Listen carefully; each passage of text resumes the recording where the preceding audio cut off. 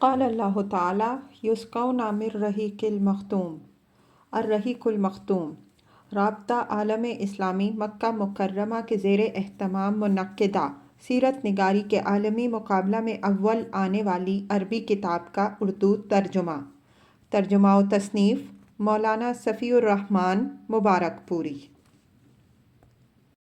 غزوہ خیبر اور غزوہ وادی القرہ محرم سن 7 ہجری۔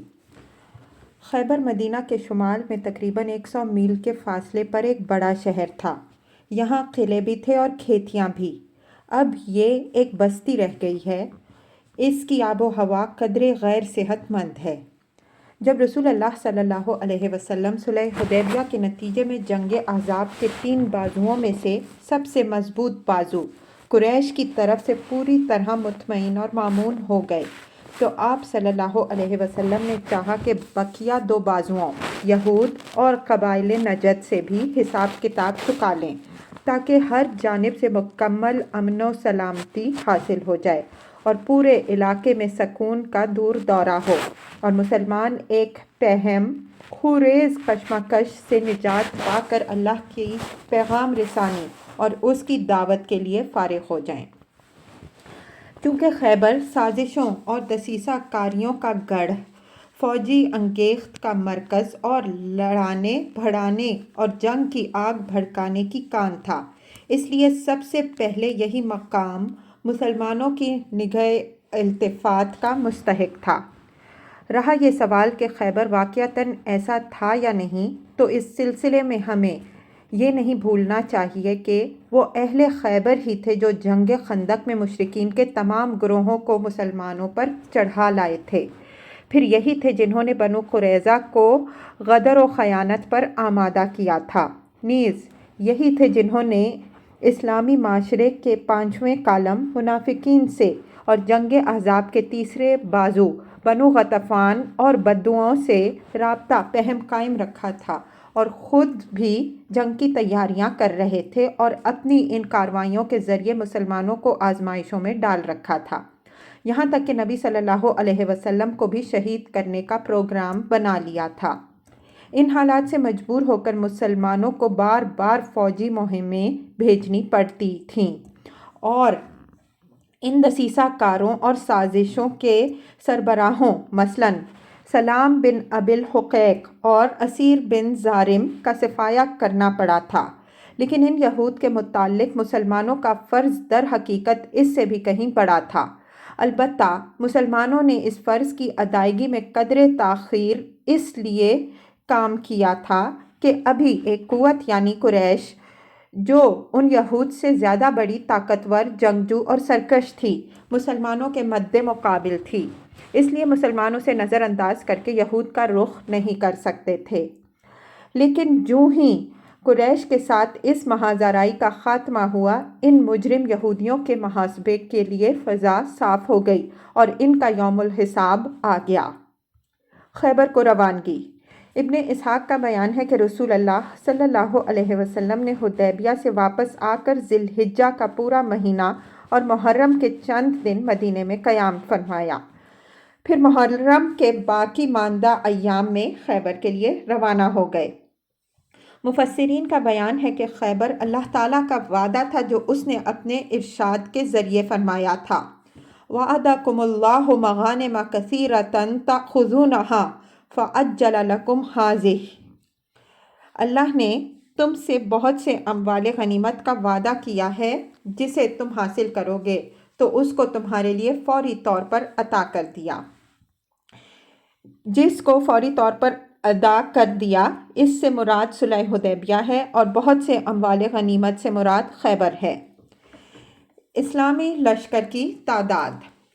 چونکہ منافقین اور کمزور ایمان کے لوگ سفر حدیبیہ میں رسول اللہ صلی اللہ علیہ وسلم کی رفاقت اختیار کرنے کے بجائے اپنے گھروں میں بیٹھ رہے تھے، اس لیے اللہ تعالیٰ نے اپنے نبی صلی اللہ علیہ وسلم کو ان کے بارے میں حکم دیتے ہوئے فرمایا، سَيَقُولُ الْمُخَلَّفُونَ إِذَا انطَلَقْتُمْ إِلَىٰ مَغَانِمَ لِتَأْخُذُوهَا ذَرُونَا نَتَّبِعْكُمْ يُرِيدُونَ أَن يُبَدِّلُوا كَلَامَ اللَّهِ قل لن تتبعونا كذلكم قال الله من قبل فسيقولون بل تحسدوننا بل كانوا لا يفقهون إلا قليلا۔ سورہ فتح آیت 15۔ جب تم اموال غنیمت حاصل کرنے کے لیے جانے لگو گے تو یہ پیچھے چھوڑے گئے لوگ کہیں گے کہ ہمیں بھی اپنے ساتھ چلنے دو، یہ چاہتے ہیں کہ اللہ کی بات بدل دیں۔ ان سے کہہ دینا کہ تم ہرگز ہمارے ساتھ نہیں چل سکتے، اللہ نے پہلے ہی سے یہ بات کہہ دی ہے۔ اس پر یہ لوگ کہیں گے کہ نہیں، بلکہ تم لوگ ہم سے حسد کرتے ہو، حالانکہ حقیقت یہ ہے کہ یہ لوگ کم ہی سمجھتے ہیں۔ چنانچہ جب رسول اللہ صلی اللہ علیہ وسلم نے خیبر کی روانگی کا ارادہ فرمایا تو اعلان فرما دیا کہ آپ صلی اللہ علیہ وسلم کے ساتھ صرف وہی لوگ روانہ ہوں گے جنہیں واقعتاً جہاد کی رغبت اور خواہش ہے۔ اس اعلان کے نتیجے میں آپ صلی اللہ علیہ وسلم کے ساتھ صرف وہی لوگ جا سکے جنہوں نے حدیبیہ میں درخت کے نیچے بیعت رضوان کی تھی، اور ان کی تعداد صرف 1400 تھی۔ اس غزوے کے دوران مدینہ کا انتظام حضرت سبا بن ارفطہ غفاری رضی اللہ عنہ کو اور ابن اسحاق کے بقول نمیلہ بن عبداللہ لیثی رضی اللہ عنہ کو سونپا گیا تھا۔ محققین کے نزدیک پہلی بات زیادہ صحیح ہے۔ اسی موقع پر حضرت ابو ہریرہ رضی اللہ عنہ بھی مسلمان ہو کر مدینہ تشریف لائے۔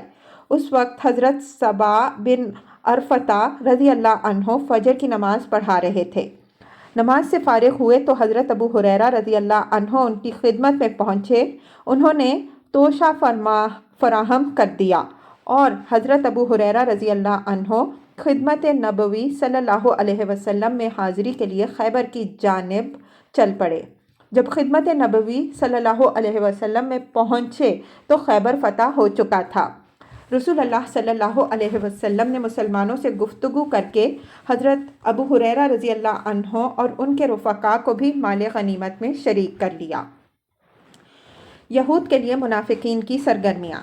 اس موقع پر یہود کی حمایت میں منافقین نے بھی خاصی تگ و دو کی۔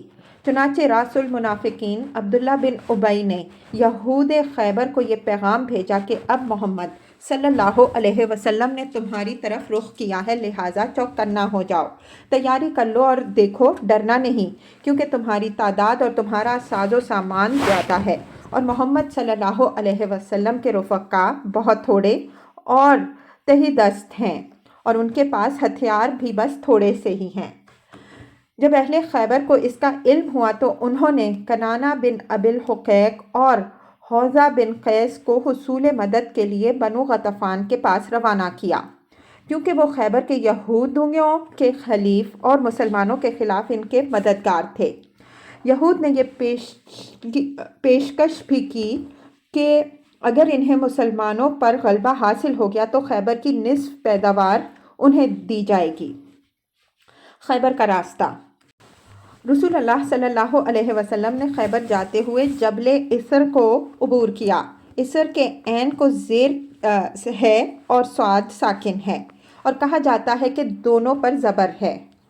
پھر وادی صہبا سے گزرے، اس کے بعد ایک اور وادی میں پہنچے جس کا نام رجی ہے، مگر یہ وہ رجی نہیں جہاں عدل و قارہ کی غداری سے بنو لحیان کے ہاتھوں 8 صحابہ کرام رضی اللہ عنہم اجمعین کی شہادت اور حضرت زید و خبیب کی گرفتاری اور پھر مکہ میں شہادت کا واقعہ پیش آیا تھا۔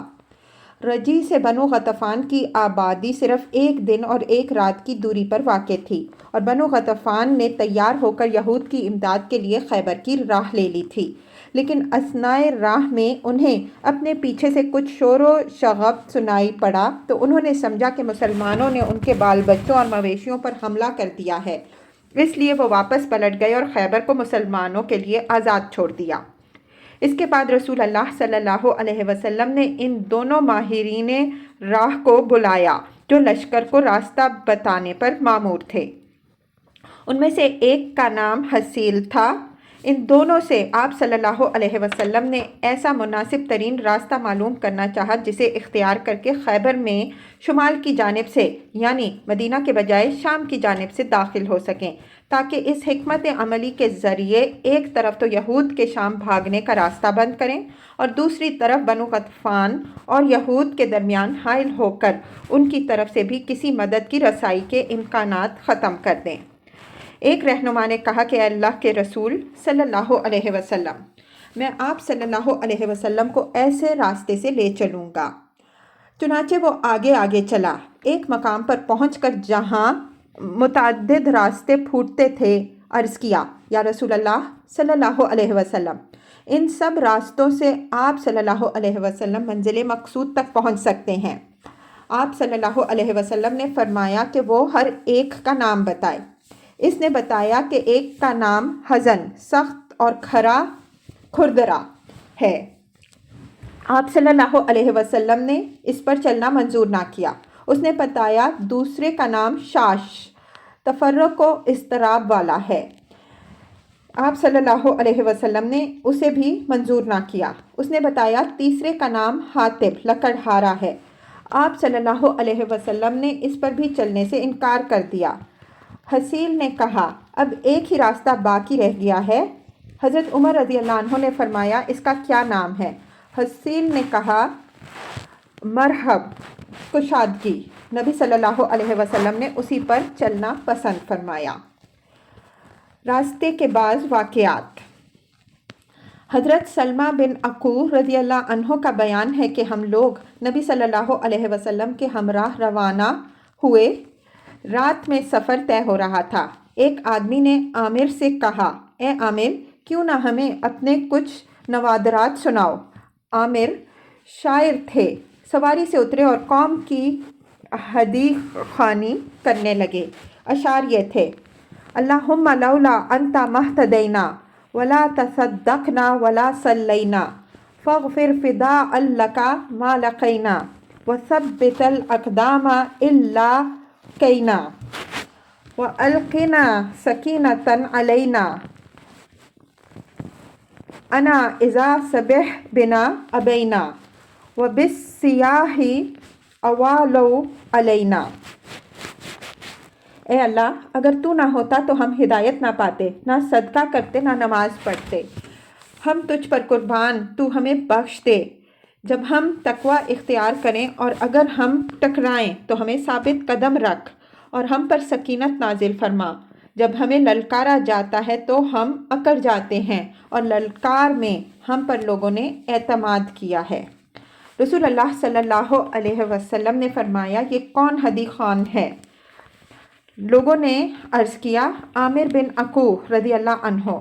آپ صلی اللہ علیہ وسلم نے فرمایا اللہ اس پر رحم فرمائے۔ قوم کے ایک آدمی نے کہا اب تو ان کی شہادت واجب ہو گئی۔ آپ صلی اللہ علیہ وسلم نے ان کے وجود سے ہمیں بہرہ مند کیوں نہ فرمایا؟ صحابہ کرام رضی اللہ عنہم اجمعین کو معلوم تھا کہ جنگ کے موقع پر رسول اللہ صلی اللہ علیہ وسلم کسی انسان کے لیے خصوصیت سے دعائے مغفرت کریں تو وہ شہید ہو جاتا ہے، اور یہی واقعہ جنگ خیبر میں حضرت عامر رضی اللہ عنہ کے ساتھ پیش آیا۔ اسی لیے انہوں نے یہ عرض کی تھی کہ کیوں نہ ان کے لیے درازی عمر کی دعا کی گئی کہ ان کے وجود سے ہم مزید بہرہ ور ہوتے۔ خیبر کے بالکل قریب وادی صحبہ میں آپ صلی اللہ علیہ وسلم نے عصر کی نماز پڑھی، پھر توشے منگوائے تو صرف ستو لائے گئے، آپ صلی اللہ علیہ وسلم کے حکم سے ملائے گئے، پھر آپ صلی اللہ علیہ وسلم نے کھائے اور صحابہ کرام رضی اللہ عنہم اجمعین نے بھی کھائے۔ اس کے بعد آپ صلی اللہ علیہ وسلم نماز مغرب کے لیے اٹھے تو صرف کلی کی، صحابہ کرام رضی اللہ عنہم اجمعین نے بھی کلی کی، پھر آپ صلی اللہ علیہ وسلم نے نماز پڑھی اور وضو نہیں فرمایا، پچھلے ہی وضو پر اکتفا کیا، پھر آپ صلی اللہ علیہ وسلم نے عشاء کی نماز ادا فرمائی۔ اسلامی لشکر خیبر کے دامن میں۔ مسلمانوں نے آخری رات جس کی صبح جنگ شروع ہوئی خیبر کے قریب گزاری، لیکن یہود کو کانوں کان خبر نہ ہوئی۔ نبی صلی اللہ علیہ وسلم کا دستور تھا کہ جب رات کے وقت کسی قوم کے پاس پہنچتے تو صبح ہوئے بغیر ان کے قریب نہ جاتے۔ چنانچہ اس رات جب صبح ہوئی تو آپ صلی اللہ علیہ وسلم نے غلس اندھیرے میں فجر کی نماز ادا کی۔ اس کے بعد مسلمان سوار ہو کر خیبر کی طرف بڑھے۔ ادھر اہل خیبر بے خبری میں اپنے پھاوڑے اور کھانچی وغیرہ لے کر اپنی کھیتی باڑی کے لیے نکلے تو اچانک لشکر دیکھ کر چیختے ہوئے شہر کی طرف بھاگے کہ خدا کی قسم محمد صلی اللہ علیہ وسلم لشکر سمیت آ گئے ہیں۔ نبی صلی اللہ علیہ وسلم نے یہ منظر دیکھ کر فرمایا، اللہ اکبر، خیبر تباہ ہوا، اللہ اکبر، خیبر تباہ ہوا۔ جب ہم کسی قوم کے میدان میں اتر پڑتے ہیں تو ان ڈرائے ہوئے لوگوں کی صبح بری ہو جاتی ہے۔ نبی صلی اللہ علیہ وسلم نے لشکر کے پڑاؤ کے لیے ایک جگہ کا انتخاب فرمایا۔ اس پر حباب بن منذر رضی اللہ عنہ نے آ کر کہا، یا رسول اللہ صلی اللہ علیہ وسلم، یہ بتلائیے کہ اس مقام پر اللہ نے آپ صلی اللہ علیہ وسلم کو پڑاؤ ڈالنے کا حکم دیا ہے یا یہ محض آپ صلی اللہ علیہ وسلم کی جنگی تدبیر ہے اور رائے ہے؟ آپ صلی اللہ علیہ وسلم نے فرمایا، نہیں، یہ محض ایک رائے اور تدبیر ہے۔ انہوں نے کہا، اے اللہ کے رسول صلی اللہ علیہ وسلم، یہ مقام قلعہ نطاق سے بہت ہی قریب ہے اور خیبر کے سارے جنگجو افراد اسی قلعے میں ہیں۔ انہیں ہمارے حالات کا پورا علم رہے گا اور ہمیں ان کے حالات کی خبر نہ ہوگی۔ ان کے تیر ہم تک پہنچ جائیں گے اور ہمارے تیر ان تک نہ پہنچ سکیں گے۔ ہم ان کے شب خون سے بھی محفوظ نہ رہیں گے۔ پھر یہ مقام کھجوروں کے درمیان ہے، پستی میں واقع ہے اور یہاں کی زمین بھی وبائی ہے، اس لیے مناسب ہوگا کہ آپ صلی اللہ علیہ وسلم کسی ایسی جگہ پڑاؤ ڈالنے کا حکم فرمائیں جو ان مفاسد سے خالی ہو اور ہم اسی جگہ منتقل ہو کر پڑاؤ ڈالیں۔ رسول اللہ صلی اللہ علیہ وسلم نے فرمایا، تم نے جو رائے دی بالکل درست ہے۔ اس کے بعد آپ صلی اللہ علیہ وسلم دوسری جگہ منتقل ہو گئے۔ نیز جب آپ صلی اللہ علیہ وسلم خیبر کے قریب پہنچ گئے کہ شہر دکھائی پڑنے لگا تو آپ صلی اللہ علیہ وسلم نے فرمایا، ٹھہر جاؤ، لشکر ٹھہر گیا۔ آپ صلی اللہ علیہ وسلم نے دعا فرمائی، اللہم رب السماوات السبع وما ازللنا ورب الارضین السبع وما اکللنا ورب الشیاطین وما ادللنا فإنا نسألک خیر هذه القریہ وخیر اہلها وخیر ما فیها ونعوذ بک من شر هذه القریۃ وشر اہلها وشر ما فیها۔ اے اللہ، ساتوں آسمانوں اور جن پر وہ سایہ فگن ہیں ان کے پروردگار، اور ساتوں زمینوں اور جن کو وہ اٹھائے ہوئے ہیں ان کے پروردگار، اور شیاطین اور جن کو انہوں نے گمراہ کیا ان کے پروردگار، ہم تجھ سے اس بستی کی بھلائی، اس کے باشندوں کی بھلائی کا سوال کرتے ہیں اور اس بستی کے شر اور اس کے باشندوں کے شر اور اس میں جو کچھ ہے اس کے شر سے تیری پناہ مانگتے ہیں۔ اس کے بعد فرمایا، چلو اللہ کے نام سے آگے بڑھو۔ جنگ کی تیاری اور خیبر کے قلعے۔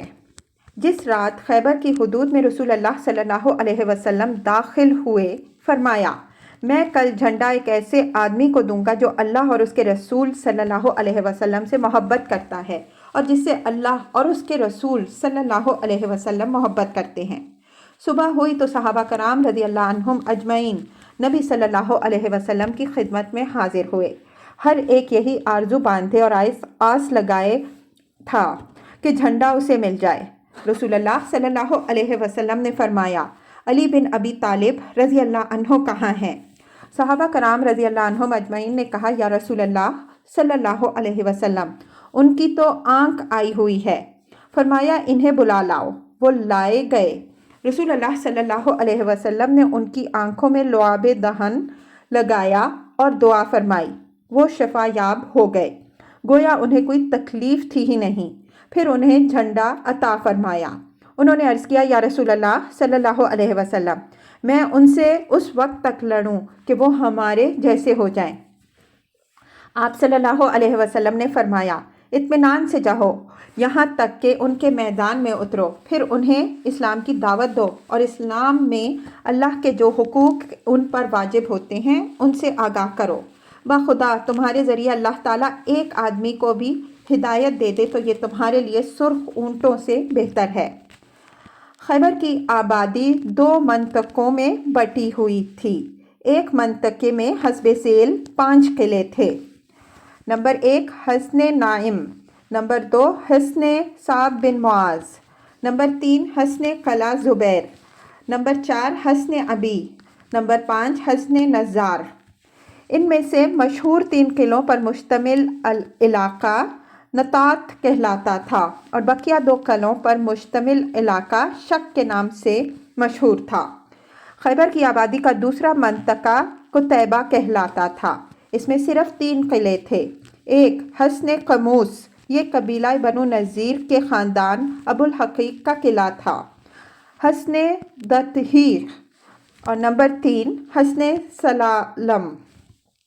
ان 8 قلعوں کے علاوہ خیبر میں مزید قلعے اور گڑھیاں بھی تھیں مگر وہ چھوٹی تھیں اور قوت و حفاظت میں ان قلعوں کے ہم پلہ نہ تھیں۔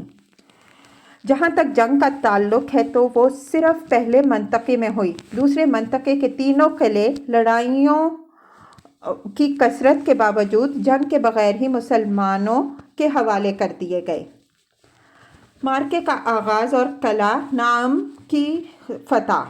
مذکورہ بالا 8 قلعوں میں سے سب سے پہلے قلعہ نعیم پر حملہ ہوا کیونکہ یہ قلعہ اپنے محل وقوع کی نزاکت اور اسٹریٹجی کے لحاظ سے یہود کی پہلی دفاعی لائن کی حیثیت رکھتا تھا، اور یہی قلعہ مرحب نامی ایک شہزور اور جانباز یہودی کا قلعہ تھا جسے 1000 مردوں کے برابر مانا جاتا تھا۔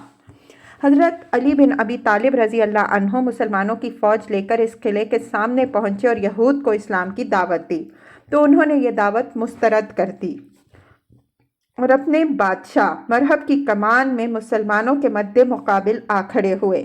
میدان جنگ میں اتر کر پہلے مرحب نے دعوت مبارزت دی جس کی کیفیت سلمہ بن عقوع رضی اللہ عنہ نے یوں بیان کی کہ جب ہم لوگ خیبر پہنچے تو ان کا بادشاہ مرحب اپنی تلوار لے کر ناز و تکبر کے ساتھ اٹھلاتا اور یہ کہتا ہوا نمودار ہوا، قد علمت خیبر انی مرحب شاکی السلاح بطل مجرب اذا الحروب اقبلت تلہب۔ خیبر کو معلوم ہے کہ میں مرحب ہوں، ہتھیار پوش، بہادر اور تجربہ کار، جب جنگ و پیکار شعلہ زن ہو۔ اس کے مقابل میں میرے چچا عامر رضی اللہ عنہ نمودار ہوئے اور فرمایا، قد علمت خیبر انی عامر شاکی السلاح بطل عامر۔ خیبر جانتا ہے کہ میں عامر ہوں، ہتھیار پوش، شہزور اور جنگجو۔ پھر دونوں نے ایک دوسرے پر وار کیا۔ مرحب کی تلوار میرے چچا عامر رضی اللہ عنہ کی ڈھال میں جا چبھی اور عامر رضی اللہ عنہ نے اسے نیچے سے مارنا چاہا لیکن ان کی تلوار چھوٹی تھی۔ انہوں نے یہودی کی پنڈلی پر وار کیا تو تلوار کا سرا پلٹ کر ان کے گھٹنے پر آ لگا اور بالآخر اسی زخم سے ان کی موت واقع ہو گئی۔ نبی صلی اللہ علیہ وسلم نے اپنی 2 انگلیاں اکٹھی کر کے ان کے بارے میں فرمایا کہ ان کے لیے دوہرا اجر ہے، وہ بڑے جانباز مجاہد تھے، کم ہی ان جیسا کوئی عرب روئے زمین پر ہوا ہے۔ بہرحال حضرت عامر رضی اللہ عنہ کے زخمی ہو جانے کے بعد مرحب کے مقابلے میں حضرت علی رضی اللہ عنہ تشریف لے گئے۔ حضرت سلمہ بن عقوع رضی اللہ عنہ کا بیان ہے کہ اس وقت حضرت علی رضی اللہ عنہ نے یہ اشعار کہے، انا الذی سمیتنی امی حیدرہ کلیث غابات کریع المنظرہ او فیہم بالساء کیلا سندرہ۔ میں وہ شخص ہوں جس کی ماں نے میرا نام حیدر شیر رکھا، جنگل کے شیر کی طرح خوفناک، میں انہیں سا کے بدلے نیزے کی ناپ پوری کروں گا۔ اس کے بعد مرحب کے سر پر ایسی تلوار ماری کہ وہیں ڈھیر ہو گیا۔ پھر حضرت علی رضی اللہ عنہ ہی کے ہاتھوں فتح حاصل ہوئی۔ جنگ کے دوران حضرت علی رضی اللہ عنہ یہود کے قلعے کے قریب پہنچے تو قلعہ کی چوٹی سے ایک یہودی نے جھانک کر پوچھا کہ تم کون ہو؟ حضرت علی رضی اللہ عنہ نے کہا میں علی ابن ابی طالب رضی اللہ عنہ ہوں۔ یہود نے کہا اس کتاب کی قسم جو موسیٰ علیہ السلام پر نازل کی گئی، تم لوگ بلند ہوئے۔ اس کے بعد مرحب کا بھائی یاسر یہ کہتے ہوئے نکلا کہ کون ہے جو میرا مقابلہ کرے؟ اس کے اس چیلنج پر حضرت زبیر رضی اللہ عنہ میدان میں اترے۔ اس پر ان کی ماں حضرت صفیہ رضی اللہ عنہا نے کہا یا رسول اللہ صلی اللہ علیہ وسلم کیا میرا بیٹا قتل کیا جائے گا؟ آپ صلی اللہ علیہ وسلم نے فرمایا نہیں، بلکہ تمہارا بیٹا اسے قتل کرے گا۔ چنانچہ حضرت زبیر رضی اللہ عنہ نے یاسر کو قتل کر دیا۔ اس کے بعد حسن نائم کے پاس زوردار جنگ ہوئی جس میں کئی سربراور یہودی مارے گئے اور بقیہ یہود میں تاب و مقاومت نہ رہی، چنانچہ وہ مسلمانوں کا حملہ نہ روک سکے۔ بعض مآخذ سے معلوم ہوتا ہے کہ یہ جنگ کئی دن تک جاری رہی اور اس میں مسلمانوں کو شدید مقاومت کا سامنا کرنا پڑا، تاہم یہود مسلمانوں کو زیر کرنے سے مایوس ہو چکے تھے، اس لیے چپکے چپکے اس قلعے سے منتقل ہو کر قلعہ صعب میں چلے گئے اور مسلمانوں نے قلعہ نام پر قبضہ کر لیا۔ قلعہ صعب بن معاذ کی فتح۔ قلعہ نام کے بعد قلعہ صعب قوت و حفاظت کے لحاظ سے دوسرا بڑا مضبوط قلعہ تھا۔ مسلمانوں نے حضرت حباب بن منذر انصاری رضی اللہ عنہ کی کمان میں اس قلعے پر حملہ کیا اور 3 روز تک اسے گھیرے میں لیے رکھا۔ تیسرے دن رسول اللہ صلی اللہ علیہ وسلم نے اس قلعہ کی فتح کے لیے خصوصی دعا فرمائی۔ ابن اسحاق کا بیان ہے کہ قبیلہ اسلم کی شاخ بنو سہم کے لوگ رسول اللہ صلی اللہ علیہ وسلم کی خدمت میں حاضر ہوئے اور عرض کیا ہم لوگ چور ہو چکے ہیں اور ہمارے پاس کچھ نہیں ہے۔ آپ صلی اللہ علیہ وسلم نے فرمایا یا اللہ تجھے ان کا حال معلوم ہے اور تو جانتا ہے کہ ان کے اندر قوت نہیں اور میرے پاس بھی کچھ نہیں کہ میں انہیں دوں، لہٰذا انہیں یہود کے ایسے قلعے پر فتح دے جو سب سے زیادہ کارآمد ہو اور جہاں سب سے زیادہ خوراک اور چربی دستیاب ہو۔ اور جب دعا فرمانے کے بعد نبی صلی اللہ علیہ وسلم نے مسلمانوں کو اس قلعے پہ حملہ کرنے کی دعوت دی تو حملہ کرنے میں بنو اسلم ہی پیش تھے۔ اس حملے میں بھی قلعے کے سامنے مبازرت اور مار کاٹ ہوئی۔ اللہ عز و جل نے سورج ڈوبنے سے پہلے قلعہ صعب بن معاذ کی فتح عطا فرمائی۔ خیبر میں کوئی قلعہ ایسا نہ تھا جہاں اس قلعے سے زیادہ خوراک اور چربی موجود ہو۔ مسلمانوں نے اس قلعے میں بعض منجنیقیں اور دبابے بھی پائے۔ ابن اسحاق کی اس روایت میں جس شدید بھوک کا تذکرہ کیا گیا ہے اسی کا یہ نتیجہ تھا کہ لوگوں نے فتح حاصل ہوتے ہی گدھے ذبح کر دیے اور چولہوں میں پر ہنڈیاں چڑھا دیں، لیکن جب رسول اللہ صلی اللہ علیہ وسلم کو اس کا علم ہوا تو آپ صلی اللہ علیہ وسلم نے گھریلو گدھے کے گوشت سے منع فرما دیا۔ قلعہ زبیر کی فتح۔ قلعہ نام اور قلعہ صعب کی فتح کے بعد یہود نطات کے سارے قلعوں سے بالکل نکل کر قلعہ زبیر میں جمع ہو گئے۔ یہ ایک محفوظ قلعہ تھا اور پہاڑ کی چوٹی پر واقع تھا۔ راستہ اتنا پرپیچ اور مشکل تھا کہ یہاں نہ سواروں کی رسائی ہو سکتی تھی نہ پیادوں کی، اس لیے رسول اللہ صلی اللہ علیہ وسلم اس کے گرد محاصرہ قائم کیا اور 3 روز تک محاصرہ کیے پڑے رہے۔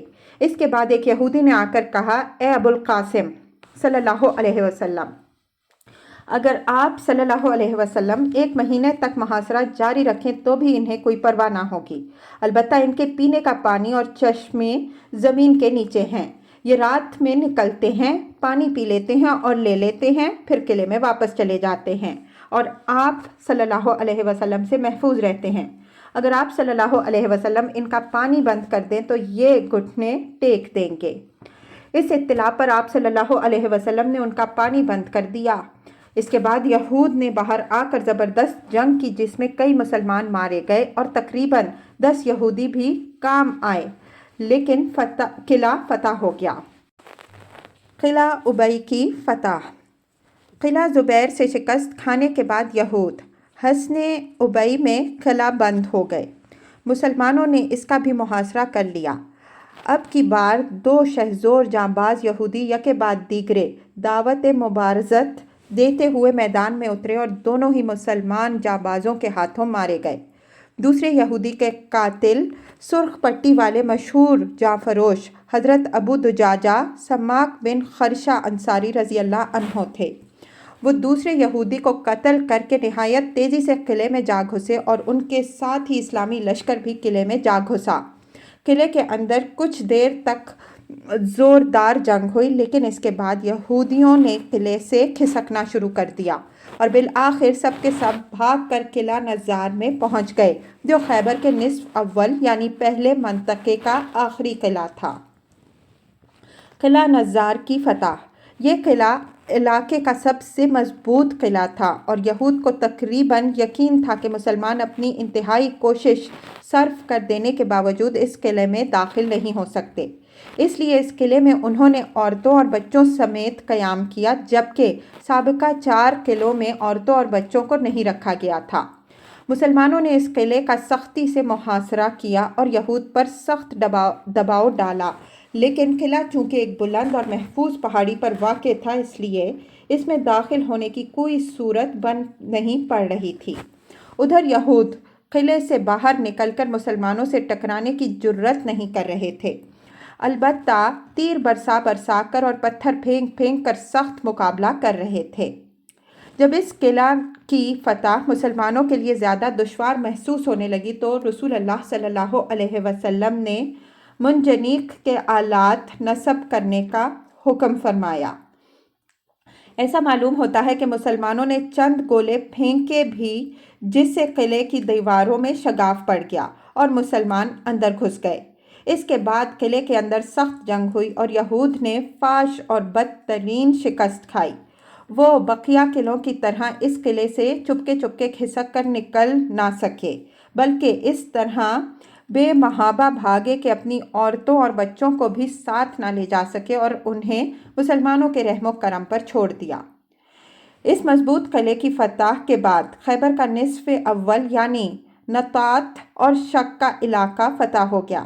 اس علاقے میں چھوٹے چھوٹے کچھ مزید قلعے بھی تھے، لیکن اس قلعے کی فتح ہوتے ہی یہودیوں نے ان باقی ماندہ قلعوں کو بھی خالی کر دیا اور شہر خیبر کے دوسرے منطقے یعنی قتیبہ کی طرف بھاگ گئے۔ خیبر کے نصف ثانی کی فتح۔ نطات اور شق کا علاقہ فتح ہو چکا تو رسول اللہ صلی اللہ علیہ وسلم قتیبہ و وطی اور سلالم کے علاقے کا رخ کیا۔ سلالم بنو نذیر کے ایک مشہور یہودی ابو الحقیق کا قلعہ تھا۔ ادھر نطات اور شق کے علاقے سے شکست کھا کر بھاگنے والے سارے یہودی بھی وہیں پہنچے تھے اور نہایت ٹھوس قلعہ بندی کر لی تھی۔ اہل مغازی کے درمیان اختلاف ہے کہ یہاں کے تینوں قلعوں میں سے کسی قلعے پر جنگ ہوئی یا نہیں۔ ابن اسحاق کے بیان میں یہ صراحت ہے کہ قلعہ قموس کو فتح کرنے کے لیے جنگ لڑی گئی، بلکہ اس کے سیاق میں یہ بھی معلوم ہوتا ہے کہ یہ قلعہ محض جنگ کے ذریعے فتح کیا گیا اور یہودیوں کی طرف سے خود سپردگی کے لیے یہاں کوئی بات چیت نہیں ہوئی۔ لیکن واقدی نے 2 ٹوک لفظوں میں صراحت کی ہے کہ اس علاقے کے تینوں قلعے بات چیت کے ذریعے مسلمانوں کے حوالے کیے گئے۔ ممکن ہے کہ قلعہ قموس کی حوالگی کے لیے کسی قدر جنگ کے بعد گفت و شنید ہوئی ہو، البتہ باقی دونوں قلعے کسی جنگ کے بغیر مسلمانوں کے حوالے کیے گئے۔ جب رسول اللہ صلی اللہ علیہ وسلم اس علاقے قتیبہ میں تشریف لائے تو وہاں کے باشندوں کا سختی سے محاصرہ کیا۔ یہ محاصرہ 14 روز جاری رہا۔ یہود اپنے قلعوں سے نکل ہی نہیں رہے تھے، یہاں تک کہ رسول اللہ صلی اللہ علیہ وسلم نے قصد فرمایا کہ منجنیق نصب فرمائیں۔ جب یہود کو تباہی کا یقین ہو گیا تو انہوں نے رسول اللہ صلی اللہ علیہ وسلم سے صلح کے لیے سلسلہ جنبانی کی۔ صلح کی بات چیت۔ پہلے ابن ابی الحقیق نے رسول اللہ صلی اللہ علیہ وسلم کے پاس پیغام بھیجا کہ آپ صلی اللہ علیہ وسلم کے پاس آ کر بات چیت کر سکتا ہوں؟ آپ صلی اللہ علیہ وسلم نے فرمایا ہاں۔ اور جب یہ جواب ملا تو اس نے آپ صلی اللہ علیہ وسلم کے پاس حاضر ہو کر اس شرط پر صلح قبول کی کہ قلعے میں جو فوج اور اس کی جاں بخشی کر دی جائے گی اور ان کے بال بچے انہی کے پاس رہیں گے، یعنی انہیں لونڈی غلام نہیں بنایا جائے گا، بلکہ وہ اپنے بال بچوں کو لے کر خیبر کی سرزمین سے نکل جائیں گے اور اپنے اموال، باغات، زمینیں، سونے چاندی، گھوڑے، زریں رسول اللہ صلی اللہ علیہ وسلم کے حوالے کر دیں گے۔ صرف اتنا کپڑا لے جائیں گے جتنا ایک انسان کی پشت اٹھا سکے۔ رسول اللہ صلی اللہ علیہ وسلم نے فرمایا، اور اگر تم لوگوں نے مجھ سے کچھ چھپایا تو پھر اللہ اور اس کے رسول بری الذمہ ہوں گے۔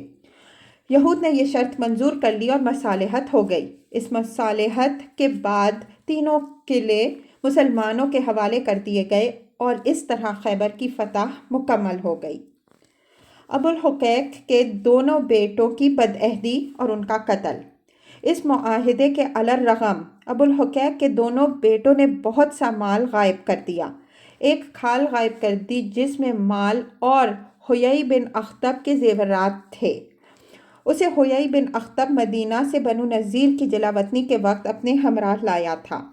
ابن اسحاق کا بیان ہے کہ رسول اللہ صلی اللہ علیہ وسلم کے پاس کنانہ بن ابی الحقیق لایا گیا۔ اس کے پاس بنو نذیر کا خزانہ تھا، لیکن آپ صلی اللہ علیہ وسلم نے دریافت کیا تو اس نے یہ تسلیم کرنے سے انکار کر دیا کہ اسے خزانے کی جگہ کے بارے میں کوئی علم ہے۔ اس کے بعد ایک یہودی نے آ کر بتایا کہ میں کنانہ کو روزانہ اس ویرانے کا چکر لگاتے ہوئے دیکھتا تھا۔ اس پر رسول اللہ صلی اللہ علیہ وسلم نے کنانہ سے فرمایا، یہ بتاؤ کہ اگر یہ خزانہ ہم نے تمہارے پاس سے برآمد کر لیا تو ہم تمہیں قتل کر دیں گے؟ اس نے کہا، جی ہاں۔ آپ صلی اللہ علیہ وسلم نے ویرانہ کھودنے کا حکم دیا اور اس سے کچھ خزانہ برآمد ہوا۔ پھر باقی ماندہ خزانہ کے متعلق آپ صلی اللہ علیہ وسلم نے دریافت کیا تو اس نے پھر ادائیگی سے انکار کر دیا۔ اس پر آپ صلی اللہ علیہ وسلم نے اسے حضرت زبیر رضی اللہ عنہ کے حوالے کر دیا اور فرمایا، اسے سزا دو، یہاں تک کہ اس کے پاس جو کچھ ہے وہ سب کا سب ہمیں حاصل ہو جائے۔ حضرت زبیر رضی اللہ عنہ نے اس کے سینے پر چکماک کی ٹھوکریں ماریں، یہاں تک کہ اس کی جان پر بن گئی۔ پھر اسے رسول اللہ صلی اللہ علیہ وسلم نے محمد بن مسلمہ رضی اللہ عنہ کے حوالے کر دیا اور انہوں نے محمود بن مسلمہ رضی اللہ عنہ کے بدلے اس کی گردن مار دی۔ محمود سایہ حاصل کرنے کے لیے قلعہ نائم کی دیوار کے نیچے بیٹھے تھے کہ اس شخص نے ان کے اوپر چکی کا پاٹ گرا کر انہیں قتل کر دیا تھا۔ ابن قیم کا بیان ہے کہ رسول اللہ صلی اللہ علیہ وسلم نے ابو الحقیق کے دونوں بیٹوں کو قتل کرا دیا تھا اور ان دونوں کے خلاف مال چھپانے کی گواہی کنانہ کے چچیرے بھائی نے دی تھی۔ اس کے بعد آپ صلی اللہ علیہ وسلم نے حیی بن اخطب کی صاحبزادی حضرت صفیہ رضی اللہ عنہا کو قیدیوں میں شامل کر لیا۔ وہ کنانہ بن ابی الحقیق کی بیوی تھیں اور ابھی دلہن تھیں۔ ان کی حال ہی میں رخصتی ہوئی تھی۔ اموال غنیمت کی تقسیم۔ رسول اللہ صلی اللہ علیہ وسلم نے یہود کو خیبر سے جلا وطن کرنے کا ارادہ فرمایا تھا اور معاہدہ میں یہی طے ہوا تھا، مگر یہود نے کہا کہ اے محمد صلی اللہ علیہ وسلم، ہمیں اسی سرزمین میں رہنے دیجئے، ہم اس کی دیکھ بھال کریں گے کیونکہ ہمیں آپ لوگوں سے زیادہ اس کی معلومات ہیں۔ ادھر رسول اللہ صلی اللہ علیہ وسلم اور صحابہ کرام رضی اللہ عنہم اجمعین کے پاس اتنے غلام نہ تھے جو اس زمین کی دیکھ بھال اور اس کو جوتنے بونے کا کام کر سکتے، اور نہ خود صحابہ کرام رضی اللہ عنہم اجمعین کو اتنی فرصت تھی کہ یہ کام سر انجام دے سکتے۔ اس لیے آپ صلی اللہ علیہ وسلم نے خیبر کی زمین اس شرط پر یہود کے حوالے کر دی کہ ساری کھیتی باڑی اور تمام پھلوں کی پیداوار کا آدھا یہود کو دیا جائے گا، اور جب تک رسول اللہ صلی اللہ علیہ وسلم کی مرضی ہوگی اس پر برقرار رکھیں گے اور جب چاہیں گے جلا وطن کر دیں گے۔ اس کے بعد حضرت عبداللہ بن رواحہ رضی اللہ عنہ خیبر کی پیداوار کا تخمینہ لگایا کرتے تھے۔ خیبر کی تقسیم اس طرح کی گئی کہ اسے 36 حصوں میں بانٹ دیا گیا۔ ہر حصہ 100 حصوں کا جامع تھا۔ اس طرح کل 3600 حصے ہوئے۔ اس میں سے نصف یعنی 1800 حصے رسول اللہ صلی اللہ علیہ وسلم اور مسلمانوں کے تھے۔ عام مسلمانوں کی طرح رسول اللہ صلی اللہ علیہ وسلم کا بھی صرف ایک ہی حصہ تھا۔ باقی یعنی 1800 حصوں پر مشتمل دوسرا نصف رسول اللہ صلی اللہ علیہ وسلم نے مسلمانوں کی اجتماعی ضروریات و حوادث کے لیے الگ کر لیا تھا۔ 1800 حصوں پر خیبر کی تقسیم اس لیے کی گئی کہ یہ اللہ تعالیٰ کی طرف سے اہل حدیبیہ کے لیے ایک عطیہ تھا، جو موجود تھے ان کے لیے بھی اور جو موجود نہ تھے ان کے لیے بھی، اور اہل حدیبیہ کی تعداد 1400 تھی، جو خیبر آتے ہوئے اپنے ساتھ 200 گھوڑے لائے تھے۔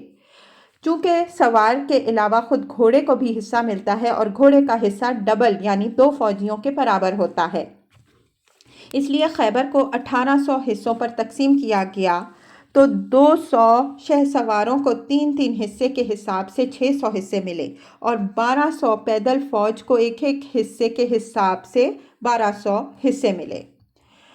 خیبر کے اموال غنیمت کی کثرت کا اندازہ صحیح بخاری میں مروی ابن عمر رضی اللہ عنہ کی ایک روایت سے ہوتا ہے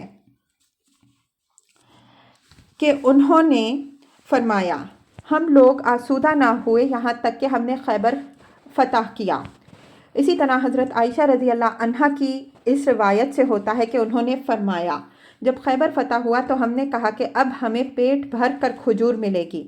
نیز جب رسول اللہ صلی اللہ علیہ وسلم مدینہ واپس تشریف لائے تو مہاجرین نے انصار کو کھجوروں کے وہ درخت واپس کر دیے جو انصار نے امداد کے طور پر انہیں دے رکھے تھے، کیونکہ اب ان کے لیے خیبر میں مال اور کھجور کے درخت ہو چکے تھے۔ حضرت جعفر بن ابی طالب اور عشری صحابہ رضی اللہ عنہم اجمعین کی آمد۔ اسی غزوے میں حضرت جعفر بن ابی طالب رضی اللہ عنہ خدمت نبوی صلی اللہ علیہ وسلم میں حاضر ہوئے۔ ان کے ساتھ عشری مسلمان یعنی حضرت ابو موسیٰ اور ان کے رفقا بھی تھے رضی اللہ عنہم اجمعین۔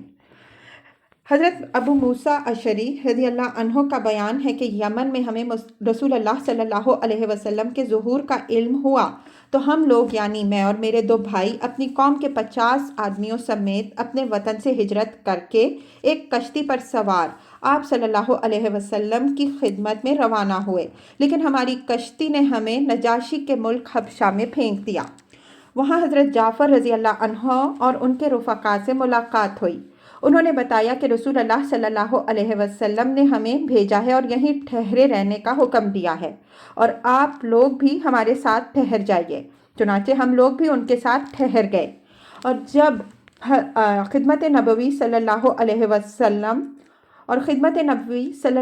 وسلم میں اس وقت پہنچ سکے جب آپ صلی اللہ علیہ وسلم خیبر فتح کر چکے تھے۔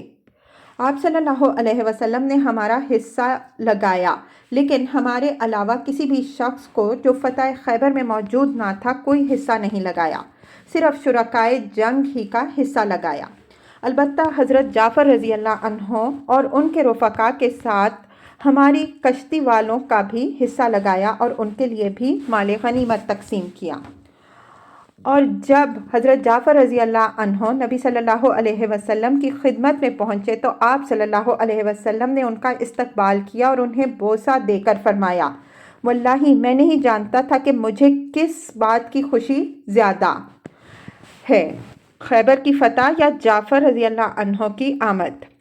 یاد رہے کہ ان لوگوں کو بلانے کے لیے رسول اللہ صلی اللہ علیہ وسلم نے حضرت عمر بن امیہ زمری کو نجاشی کے پاس بھیجا تھا اور اسے کہلوایا تھا کہ وہ ان لوگوں کو آپ صلی اللہ علیہ وسلم کے پاس روانہ کر دے۔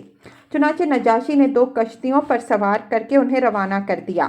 یہ کل 16 آدمی تھے اور ان کے ساتھ ان کے باقی ماندہ بچے اور عورتیں بھی تھے۔ بقیہ لوگ اس سے پہلے مدینہ آ چکے تھے۔